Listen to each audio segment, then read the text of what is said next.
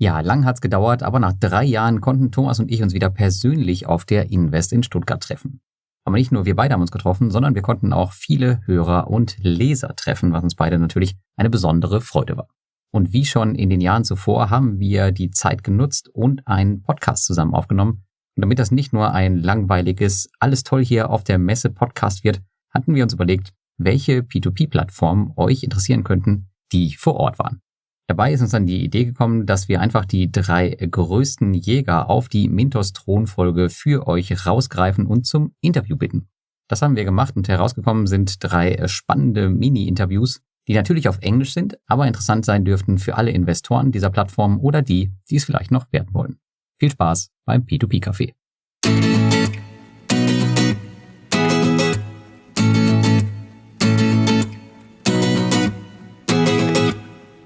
Willkommen zum P2P-Café, unserem Invest 2022 Spezial. Mit mir und natürlich vor allem mit Lars. Hallo Lars. Hi Thomas, und vor allem diesmal live. Voll ja, krass. Live, wir sitzen uns gegenüber. Das letzte Mal 2019, oder? Also ja, zumindest für ein Interview. Furchtbar lange her, ja, es waren 3 Jahre her, genau. Und sollten wir öfter machen. Ja, jetzt sitzen wir hier am Tisch in der Pressezentrum und haben uns zurückgezogen, um euch ein bisschen was zu erzählen über die Invest. Lars, wie war es für dich? Laut wie immer, man hört es vielleicht ein bisschen an meiner Stimme, keine Ahnung, wie gut du das rauskriegst später. Aber ich habe ein anderes Mikro, da klingst du bestimmt traumhaft. Okay, perfekt. Ja, ansonsten, ja genau, war viel los, viele aus der Community getroffen. Leider nicht immer viel Zeit gehabt, um zu sprechen, weil dann schon wieder die nächsten Leute kamen und man hier und da auch mal weg musste. Viele P2P-Plattformen da. Ich glaube, wir haben 12 oder 13 an der Zahl gehabt. Sogar Bondora war hier mit einem kleinen Team, mit der Projektleiterin von Bondora Go and Grow. Das hat mich sehr überrascht. Die haben sich nicht angekündigt und standen dann auf einmal da. Das fand ich ziemlich cool und die hat auch echt viele Informationen gegeben. Also echt super interessant, die Roadmap da. Aber ich darf leider nichts verraten. Ach Mensch, vermisst haben wir ja auch jemand. Also es war ja niemand da von der größten Plattform aus dem Baltikum, oder? Von Mintos? Ja. Ja, es hat aber auch seine Gründe. Also es trifft ja nicht nur auf Mintos zu, sondern auch auf Fire Invest und Twino und Debitum Network, weil die kein Marketing aktuell außerhalb von Lettland machen dürfen, solange die sich in dieser Transitionsphase finden.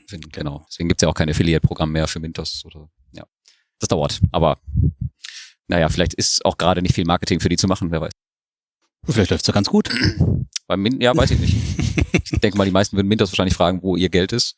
Und bei Weitere Invest würden sie wahrscheinlich aktuell fragen, was denn bei dem Hack los war. Und bei Twino würden sie wahrscheinlich fragen, wie es mit der Quellensteuer läuft. Wo sind meine E-Mails? Genau. Ja, aber es war trotz allem sehr interessant, sehr voll, viel geboten. Und ja, ich muss auch sagen, also die Plattformen präsentieren sich ja auch mittlerweile relativ professionell. Wir hatten 3 Stände insgesamt hier, ne? Nee, mehr. Mehr? Landsecured, beziehungsweise Lande, Bulky State, die haben sich eingeteilt tatsächlich. Ja, okay. Bondster, Lendermarket, Kirsan Invest. Das ist eine mehr oder weniger Immobilienplattform, Immobilienentwicklungsplattform, aber gleichzeitig auch Bauträger, die haben über 800 Mitarbeiter. Und die haben gestern so ein bisschen Passivhäuser promoted. Hörte sich alles so ein bisschen, ich weiß nicht an. Ja, aber auf jeden Fall 5 Plattformen waren, glaube ich, da. Ja, also von daher gab ordentlich was zu sehen und wie immer auch die Rentner scheißt rum und hat Kulis abgegriffen, was sie alles finden konnte. Aber es wird weniger, habe ich das Gefühl. Ja, es viel mehr junge Leute, habe ich auch den Eindruck, wie vor 3 Jahren. Also unglaublich viele junge Leute. Gut, liegt auch an dem Kryptokram, wobei der nicht so übermäßig präsent war. Hatte ich das letzte Mal mehr in Erinnerung. Mit El Toro habe ich nicht gesehen. Ja, aber jetzt gibt's den Klimacoin. Wer kennt ihn nicht? Also wäre ich auch sofort ja, all in. Ja, all in den Klimacoin. Das ist sehr schön. Ja. Vorträge habe ich keine mitbekommen. Hast du da irgendwas mitbekommen? Nee, keine Zeit, nee. Aber man konnte Berühmtheiten treffen, denn Christian Röhl war da, der Tim Schäfer aus München. Tim Schäfer aus New York. Aus München, wieso komme ich auf München? Der Finanzvisier. Finanzvisier aus München. Der ist auch nicht München, eigentlich kommt der aus Hamburg, glaube ich.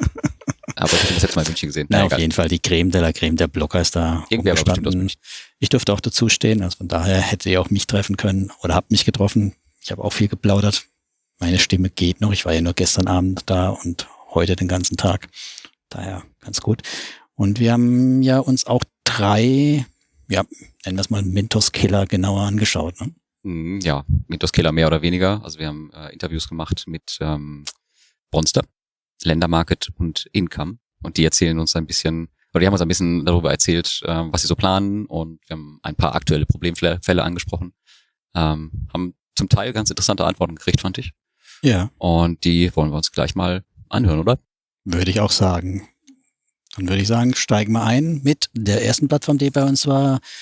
Mein Gott, ich muss zurückblättern in unserem Skript, um es rauszufinden. Nein, das war Bondster, die ersten, mit denen wir uns unterhalten haben.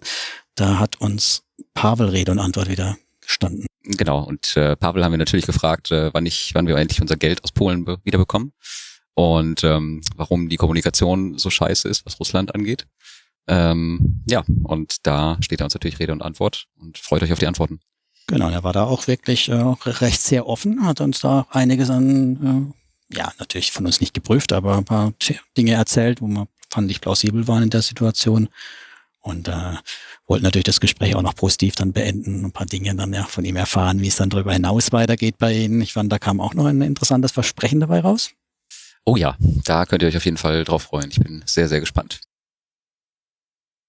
Thank you very much, Pavel, that you will be here today. We want to start with a little interview with you, and it was really nice for us to talk with you today. And before we start with our questions, can you short introduce yourself? So let's say 1 minute elevator pitch like. Thank you for the invitation as well. My name is Pavel Klemmer. I'm a CEO of Bondster marketplace.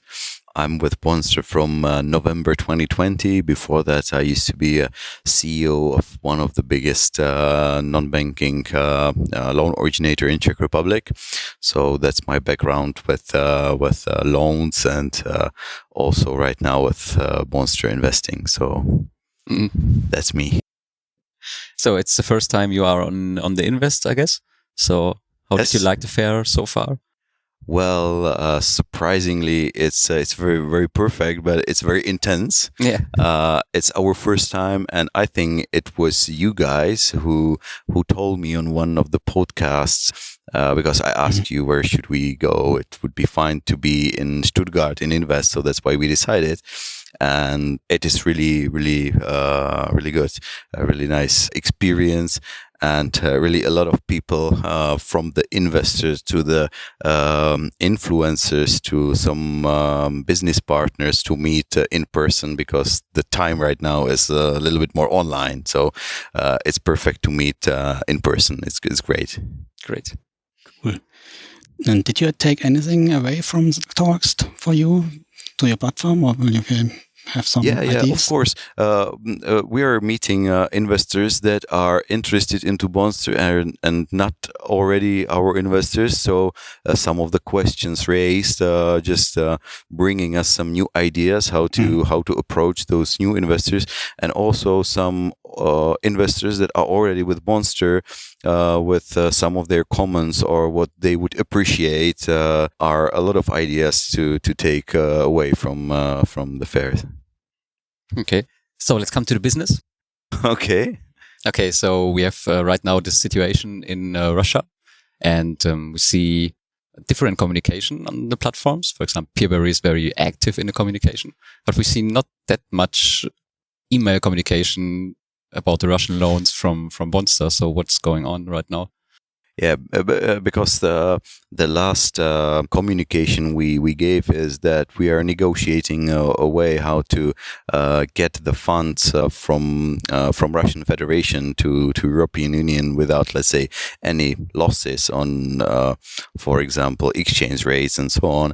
And this is still the status. So of course, I feel this. This is not the only comment I hear this through these days, that our communication is not sufficient. So maybe we want to refresh it. But from my perspective, there will be no more like detailed information, because there is a lot of work, a lot of negotiations, which is many times not, how to say it, publishable, because there are a lot of things that are under sanctions, and you have to find the way. So at this point, we are we have some possibility of how to get the funds, but there is a very huge difference in the exchange rates because the companies want to pay in rubles, but the exchange rate of ruble, when we even collect it in Russian Federation and use some channel to get it into European Union, but the exchange rate then is a little bit different than the Russian National Bank gives in Russia.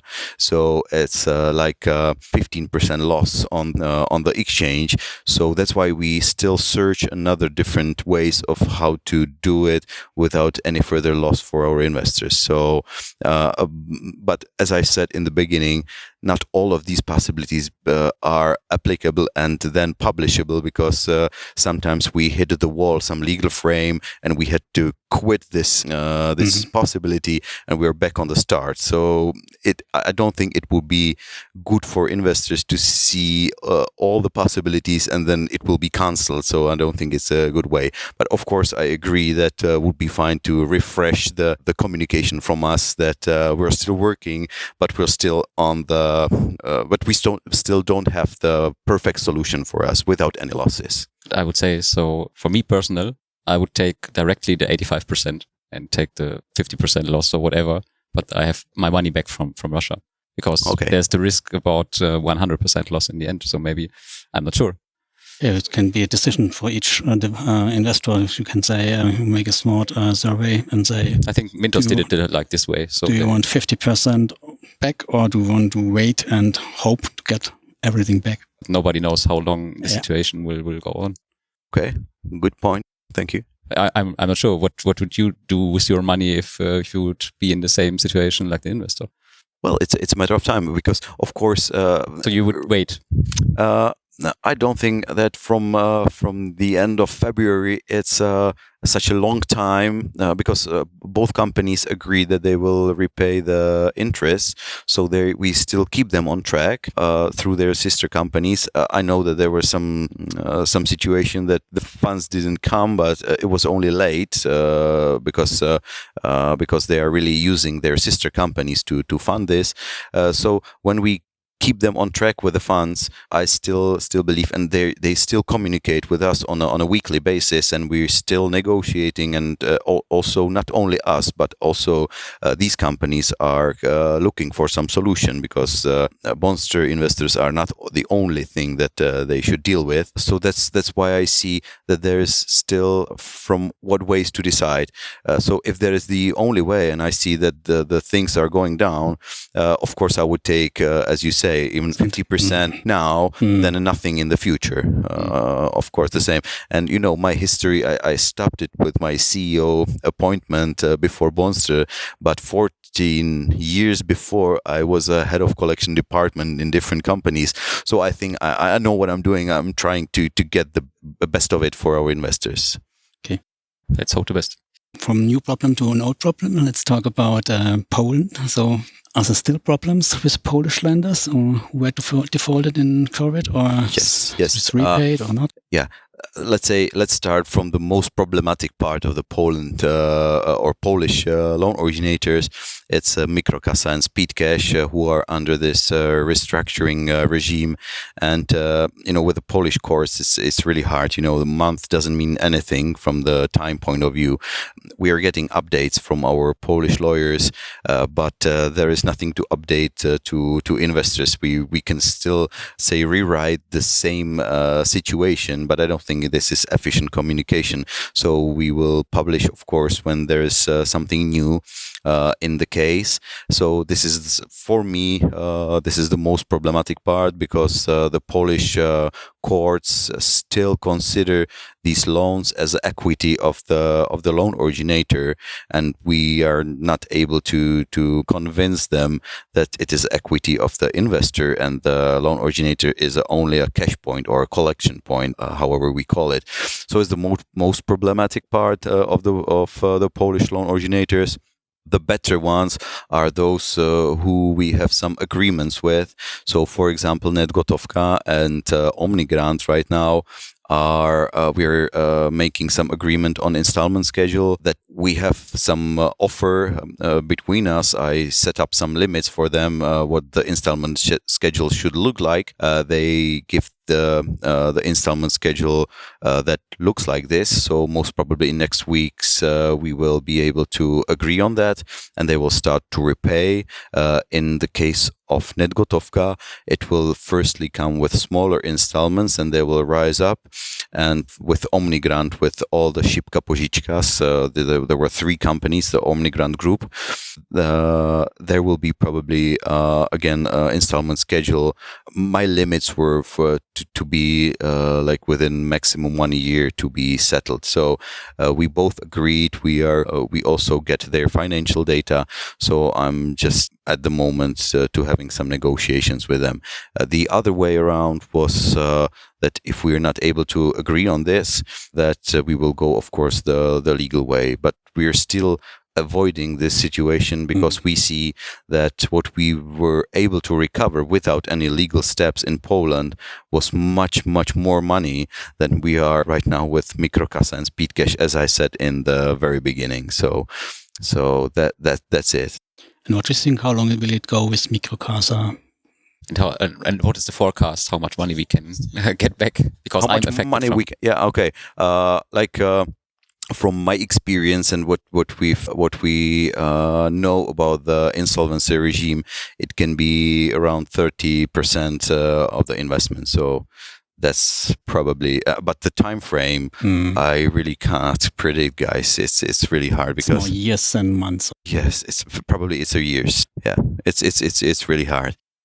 I think the Eurocent case on Mintos took, I don't know, 5 years without COVID and without positive effects, or is it? No, yeah, it's a write-off. Yeah, complete write-off. I don't know whether it's in your questions, but it's of course good to say that in COVID also there were two companies that defaulted the same way that Mikrokasa and Netgotovka did. And we successfully collected 100% of the principal plus the interest. So the Lime South Africa and Czech loan originator Simpuička, which settled the debt like a month ago, and it was the principal plus all the interest up to the payment date. So the investors didn't lose anything. So also some successful collection cases, but not all of them can be, of course. Yeah, of course. So we have also some loans in Moldova, and the Russians claimed also that they want to go to Moldova also. How you assess the risk of the loans, or do you plan to suspend also the loan origination there, or the loan originators? You mean in Moldova? In Moldova, yeah. Until there is some sanction program or something we see coming, we're not probably go to suspend them upfront. But if we, of course, anytime we see some risk, we are suspending the loan originator from publishing any new loan. So. Okay. After all the problems, let's talk about the future. I hope the future will be a good future. There is a future for Bondster. Is there a future? I hope there's a future, but in general, we're interested in the future of your platform. What have you for concrete plans for the next months? Yeah, like in next months, we're right now we're in the development phase. I mean, the development the architecture of the product. Then it goes to IT development, of course. But we're thinking about our investors will be able to make interest from the balance account, even that is not invested. So if there is some money and you are on your virtual account and you are waiting for some investment to come and it is not invested, then you would be able to turn it on, and you will probably get something like 3 or 4% of an interest, which is a small yield, but at least something, but with immediate possibility to invest from that account or withdraw the money. So let's say instant liquidity, but with 3 or 4% of an interest on this. And something more, if you want some 30 days exit, you will get, let's say, 1% percentage point more on this. So it remembers me on another product, isn't it?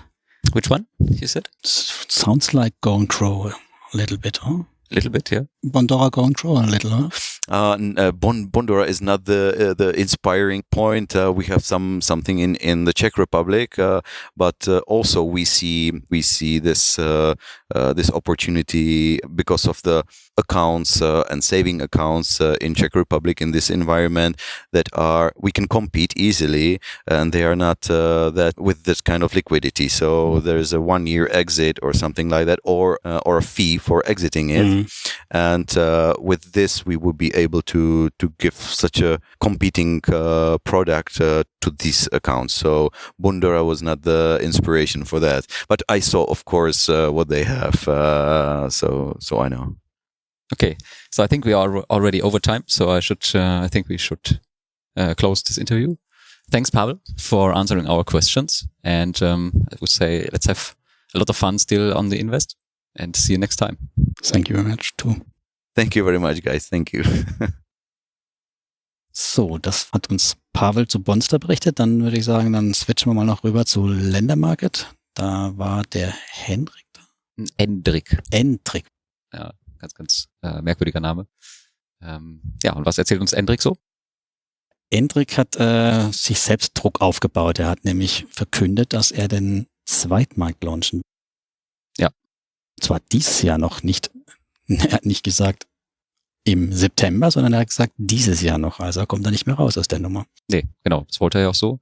Wir sprechen überhaupt noch so ein bisschen darüber, was sie so vorhaben als Marktplatz und wie das Ganze mit dem neuen Loan Originator Credori zusammenhängt und warum es in Zukunft nicht mehr so gut laufen wird für die Investoren in Sachen Rendite. Oh ja, das war auch noch interessant und wir haben ein bisschen versucht, ihn ja auch zu rösten, warum es denn unbedingt nochmal ein Marktplatz werden muss bei Ihnen und nicht bei Kreditstar bleiben, denen wir ja relativ viel zutrauen und höheres Vertrauen haben, warum sie jetzt irgendwelche Anbahner, die wir nicht kennen und wo wir uns darauf verlassen müssen, dass sie die richtigen ausgewählt haben, aussuchen.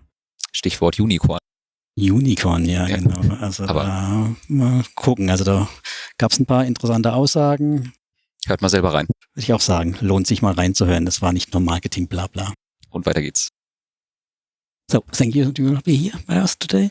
It's nice that we can talk together today. And before we start with our questions, let's make a short introduction from yourself. I'll introduce yourself and make a short elevator pitch, like 1-2 minutes. And what do you do at Lendermarket and where are you? Yeah, all right. So thank you very much for having an ability to talk to you guys. It's a really good opportunity. My name is Hendrik. I'm the CEO of Lendermarket. I've been doing it for the last over a year. Before that, I was working for Estate Guru to facilitate platform growth and everything there. Been investing on the well-known platforms since the early days of Bondora, Estate Guru, Crowd Estate, everything like that. Also Lendermarket, and joined Lendermarket to help to bring Lendermarket to the next level, let's say like that. So the first part was done by the initial team, and now let's take it to a unicorn. So that's what my task is. Unicorn. Yeah, unicorn. Great. We are a tech startup. So to the moon. To the moon. I didn't know that you worked for Estate Guru, so maybe you met us already in the past at Estate Guru. So I was hired together with my partner to build the product team there when we were at 25,000 investors. Okay. 4 years ago or something like that. So I ended up fixing stuff at home because for that ambitious growth, not everything are correct at home. So I saw it from the distance, how different bloggers from Germany come and visit the office, stuff like that. But I was not so much involved in the business topics because I got so into the building the IT and product team and all the new features there and stuff like that. So yeah, I'm very familiar with all the affiliate relations and stuff, but don't know people personally. So that's exciting for me to meet you guys and so on. And how do you like the fair so far in Stuttgart? Is it the first time in Stuttgart? It's the first time in Stuttgart. I used to live in Germany, so it's always a warm feeling to come back here. Stuttgart is green, is warm outside. People are nice, but yeah, it's the first time here. also the first time for us at the fair. We did a lot of research about the fair from the earlier participants. So we set ourselves some certain goals, and I would say that 80% of these goals are achieved over the expected threshold. So we're happy coming back next year. Okay, Yeah, good to hear that. And did you take anything away from the talks for your platform? The talks. You have talked to a lot of people and investors, and have you seen? Have you done some ideas? So one of the things why we came here is to bring more transparency, because Lendermarket in the early days was like a small part of Kreditstar, let's say like that. But the last 1.5 years, we've been totally independent, and that's what we are currently doing as well. And there's no way back. And some investors have complained that there's not enough of transparency. The communication, might be better. So one goal for us has been to bring as many people as possible here, show us our new loan originators as well, and increase this transparency. And I think several people have said that now I understand you much better. I've been investing in Lendermarket. I know that platform, but now when I see these people, it builds trust. So this has definitely been one thing. Some people have been really happy about the high interest rates that we offer. I have had to tell to them that unfortunately, as we grow, those interest rates are probably slowly going to go down, the average. So currently we've been at 13.8, but as we're bringing other loan originators, and I think Kreditstar's average interest rate will slowly start to go down as well. So I have had to disappoint them a bit, saying that it's not only about the high interest rates, it's also about the product itself. So that's what I've taken as well. And yeah, some guys showed some cool statistics that they've been gathering about different loan originators. That was really, really exciting. Some investment bot, something like that. I don't remember the name of the guy. It's beyond P2P, right? Yeah. Could be. Yeah. So like many things that I will take with us. Cool.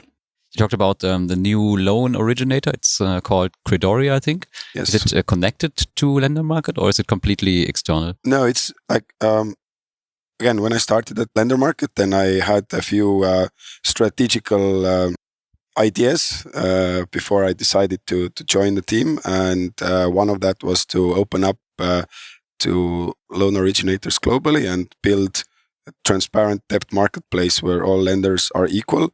And Kredori is the result of executing on that plan. We initially planned to launch in December, but like always with these new initiatives, life comes in, and then the war came and COVID stuff, and so it took a bit more time. But that's our strategy, and I think knowing Kreditstar's plans, then definitely Kreditstar in a few years' time will be just small part of our portfolio, and it's going to be all other loan originators. So you're going to be a marketplace. We're going to be a marketplace. Yeah. So okay. Definitely like a multi-lender platform where like no loan originators are going to be preferred for some like connections or stuff like that. This is not going to happen on Lendermarket. Kreditstar is one of the, we'll say, serious loan originators at the moment. I think so. I have a good balance. In general, yes. Yes, they have bonds and so on. So many investors are trusting in such a product from Kreditstar. And so I don't really understand why you want to be a marketplace like each other marketplace. We have talked to a lot of marketplaces. We have Bondster, Mintos, Einkommen. Everybody wants to be a marketplace, but Kreditstar is a really, I hope, cool company and with good reputation, and now you want to give up the reputation and will be going to a big marketplace similar to each other. So can you explain it? First of all, I think we are already doing quite well in terms of our ranking in Europe. If we were looking at the latest peer-to-peer market data stats, then we were number 5th in terms of total lending volume in a month. So I think we are there in the top to stay. So when people are choosing between marketplaces, then we are, let's say, one of the good alternatives. But I think there are more reasons for a marketplace. We don't want to do a local stuff. We actually want to serve companies globally, and CreditStar will never be a fully global company. So there will not be enough of funds for us to actually achieve this target. So we are talking about billions. A lending company can, let's say, grow as much as 10 to 12% a year. We want to grow 100% a year. It's not possible with CreditStar, and that's why one reason. And CreditStar, some of their plans are public as well. They have submitted a banking license in Lithuania, so very soon they will. Most probably, I mean, again, I'm not working at CreditStar, but they will buy a big part of their bonds and marketplace investments back. So still good time for people to take advantage of that and still put as much money on CreditStar as possible at the moment. And how much loan originator you will onboard in the future? Is there some roadmap? Yeah, so currently we have around 10 loan originators across the globe that we are in active due diligence or onboarding. Looking at our growth speed, then we have agreed up to 2 loan originators per quarter. So from Q2, so we really hope to have 2 new loan originators by the end of July. And we have grown our team to 15 people. So now we have resources to actually facilitate that loan originators growth part. But we are not planning to grow it exponentially. So it will stay at 2 per quarter is the goal.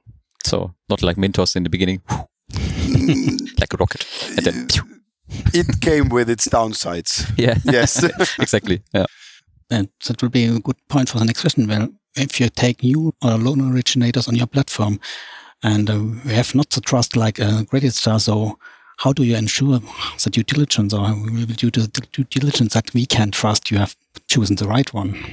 I think we already talked about Mintos, but Mintos has been growing through the growth of their loan originators. So they also took young loan originators and they have been growing through that. And now they say, stop, you have to be, 4 years or whatever. So they're blocking that. So I think our strategy is a bit similar in the sense that we want to give opportunity to companies that pass our filter. We have built a trustworthy relationship.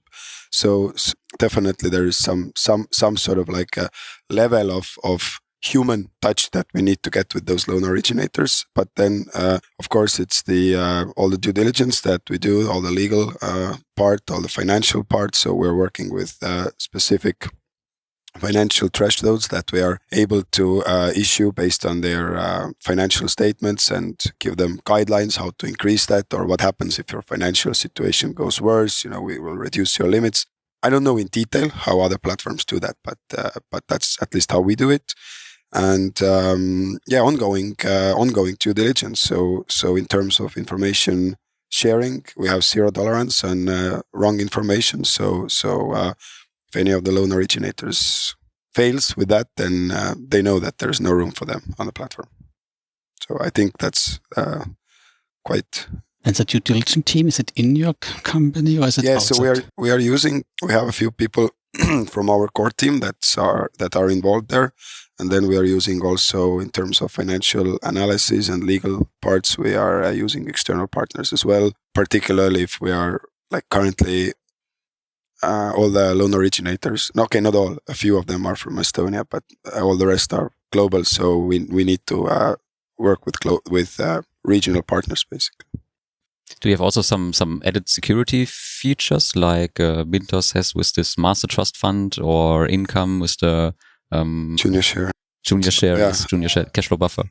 At the moment, we are mainly focusing on the maximum financing limit that we are working with, and also the amount of late loans for all the new loan originators that are going to be on the platform. So we try to motivate them through that to have as good behavior in front of the investors as possible, so that it's their responsibility actually, right? So you're investing in them, right? So yeah.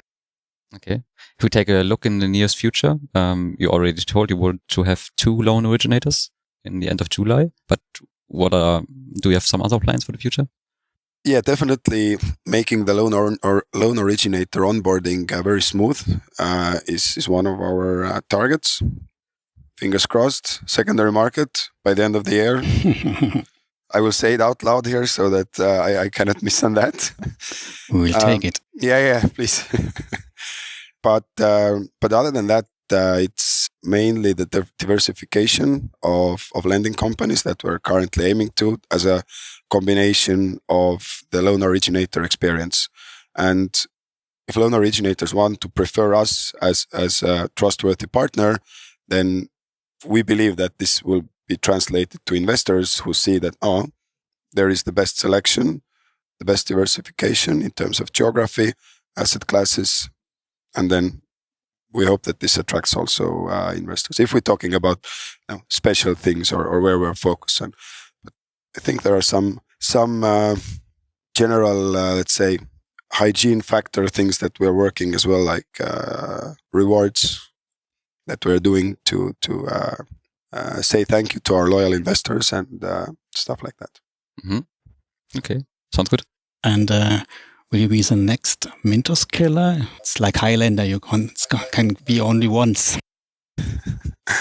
I think the next growth is coming from somewhere else. I think that managing 400 million on such a user base is not a very nice operations that you want to get involved every day. So our growth is coming from long-term strategic acquisition plans that are totally different from what Mintos does or what any other current lending platform does. So we don't aim to be at that scale with this business model as Mintos.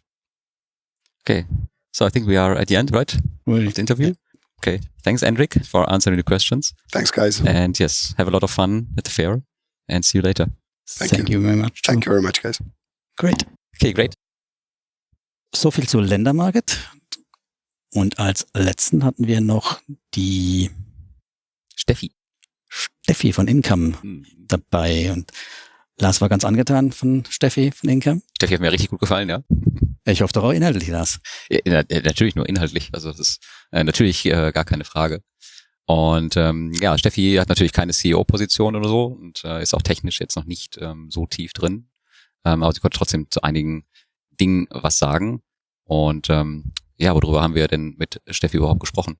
Ja, vor allem, wie sie in Zukunft weitermachen wollen, was diese Spezialitäten wie ihre Junior-Shares und Masterbonds auf sich haben. Und ich denke, da können wir bestimmt auch mal mit dem CEO das noch ein bisschen vertiefen irgendwann, wenn das jemand da draußen interessiert. Also wir freuen uns dann drüber, wenn ihr uns mal Feedback dazu gebt, dann laden wir den vielleicht auch mal ein. Ja, auf jeden Fall. Kimmo ist auf jeden Fall eine interessante Persönlichkeit. Sehr, sehr interessant. Neben Steffi selbst fand ich auf jeden Fall noch das, was sie über Vovo erzählt hat. Denn wir haben sie gefragt, ob theoretisch sowas wie bei Vovo auch bei Einkommen passieren könnte. Und da hat sie, fand ich, eine ganz gute Antwort drauf gegeben. Genau, hat also auch im Lars erklärt, wieso sie das für deutlich sicherer hält. Und das hat der Lars, glaube ich, auch akzeptiert. Ja, und ich musste euch erklären, was eigentlich bei Dana Rupia los ist, denn ihr wusstet es beide nicht. Ach komm. Können mich auch gleich direkt anstellen. So sieht's aus. Also vielleicht sollten sie dich als Support-Mitarbeiter einstellen, dass du noch ein paar Euros dazu verdienen kannst. Arbeite gerne unter Steffi. Thank you very much that you will be here for the interview today. It's nice that we can talk together each.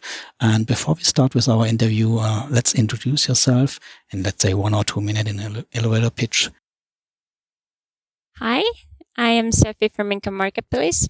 I'm the marketing manager at Income Marketplace, and I mainly work on all of the marketing communication you see every day that goes out. I write some of the blog posts, I send out our social media posts, I work with affiliates and try to get them to review us, to cooperate with us.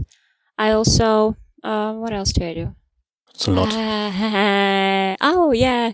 I try to write the newsletters, and then when we have loan originator onboardings, new ones, then I write like the marketing materials for them as well. Yeah, I think that's it. There is probably something more that I do, but like I don't remember. So what is your impression from the fair so far? It has been really good. It seemed really fun. The biggest problem for me is that I don't speak a word of German. Yeah, that's a challenge. Yeah, it would be like so fun to actually like listen to the panels and people speak and understand like about investing itself. But yeah, since I don't understand that, I'm just like wishing I would. But I've met a lot of cool people here, and I received a lot of good feedback on what we're doing. I've also met up with a few partners and talked to them. So yeah, it's been like fun and very interesting. Do you plan to come with an own booth next year, maybe? Well, I have to talk to Kim about it. Yeah. But probably, because it seems like a very cool place to show ourselves. But then we would need to have somebody who speaks German on the team. I always prefer to platforms. Please bring someone with you who speaks German. Otherwise, it's very hard, especially to catch up maybe some older investors, because they probably don't speak English. Yeah, and especially I think since everything going around on the fair is in German. Yes. Then if you're the only booth that is in English, it's gonna be like weird pop. I think we have more and more international booths here. So, but it's probably better to have someone who speaks German also. Yeah. Are you informed about your lenders or your loan originators? Have you information about it? We want to talk about Dan Rupiah, and we have some information that there will be probably or were some delays in the repayments. Did you know anything about this, or can you explain? I don't know anything about the delay in repayments. Sadly, I'm sorry. Yeah. Sorry. We have heard about it, that there will be some delays, and some investors may be worried about it, if it will be going a problem by Dan Rupiah. Well, Dan Rupiah is such a big loan originator that I don't think that there would be like any big problems. Even if there will be some delays in repayments, then I don't think that they will default. So, but I can tell you what's going on with Dan Rupiah. Okay, they had technical problems because they had the same problem on Mintos and also on Bondster, but it's solved now, so it should be also solved on your platform. Oh, nice, good, new information for me. Yeah. So you are from the marketing. I guess you can briefly explain the junior share and the cash flow buffer, right? Yeah. Yeah, you can. Very briefly, the cash flow buffer is basically a tool that we use to align the loan originator's part in each loan, and its main kind of like its main use is to align one-to-one with investors' investments. So we look through their loan book, we see how much is like approximately coming in, and then based on those percentages, we also add COVID risk, also FX risk, and then on those percentages, we kind of see already how much does the LO need to hold apart in their own loans, so that in any case, investors would be protected one-to-one. I don't know if that made sense to anyone. I understood. We will see it afterwards or hear it afterwards.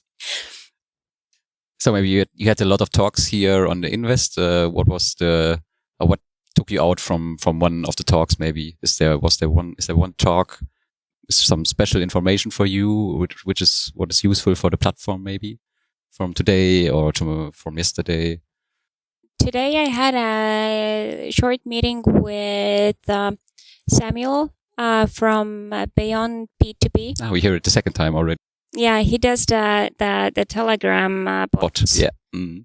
And also since we have been connecting our API with different platforms. Yeah. So like P2P Market Data just put up our loan originator API. So you kind of can see the data about our loan originators there. But we were also talking with Samuel how he could use better the information that we were able to send out to him, and how we could maybe communicate like new investment opportunities better to our own investors as well. Okay, sounds interesting. It was. Let's talk about the future. In general, we are interested in the future of your platform. What are your concrete plans for the next months? Concrete plans? Well, nothing is for certain in a startup. The only thing certain is that we need to grow. But I think we're hoping to onboard Juancho de Presta from Colombia this month. Also, we're in the talks with ITF Group and their loan originator in Bulgaria to also have them onboarded. We'll see. Also, during the summer, we're working on it to launch this summer the secondary market. Yeah. Another secondary market. Secondary market is coming. We're hoping. Also, we have this. We're thinking about. We're actually developing a new product, Income Pro, which would allow investors to invest into the junior share. It's a much riskier product, but it would have higher yields. And it's kind of for the professional investors who already know how risky the thing is, but also who want like a higher yield. Because currently, more riskier than P2P is to invest in the bond.